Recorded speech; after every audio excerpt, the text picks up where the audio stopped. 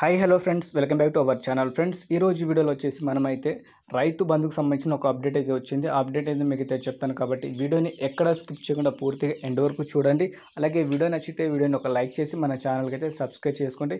ఇలాంటి రైతుకు సంబంధించిన అప్డేట్ మన ఛానల్లో నేను తీసుకొస్తాను కాబట్టి మీరైతే సబ్స్క్రైబ్ చేసుకోండి. ఫ్రెండ్స్, ఇప్పుడైతే లేట్ చేయకుండా టాపిక్లో వెళ్దాం. సో టాపిక్లో వచ్చేసి అయితే మనకైతే దాదాపు మనకి ఈ మంత్లో అయితే డబ్బులు అయితే రావాల్సి ఉంది. సో ఈ మంత్లో అయితే మనకైతే డబ్బులు అయితే రాలేదు. దాదాపు ఒక 5 డేస్ అయిపోయింది. 5 డేస్లో కూడా మనకి డబ్బులు ఎలాంటివి రాలేదు. సో మళ్ళీ ఏమైందంటే మనకి భూములు అనేది మళ్ళీ సర్వే అయితే చేయడం అయితే జరుగుతుంది.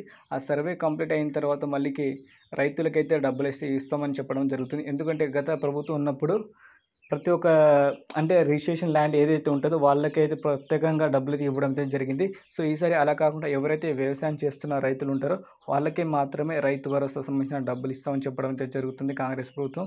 సో దాని గురించి మళ్ళీ సర్వే అయితే చేస్తున్నారు. ఆ సర్వే కావడానికి ఇంకో 1 వీక్ అయితే పట్టవచ్చు. దాదాపు మనకి ఒక 4 డేస్ నుంచి సర్వే స్టార్ట్ అయింది.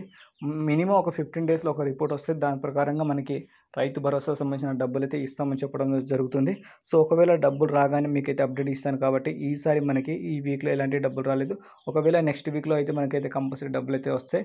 సో నెక్స్ట్ వీక్లో అయితే మనమైతే ఒక అప్డేట్ వీడియో తీసుకొస్తాను మీకోసం.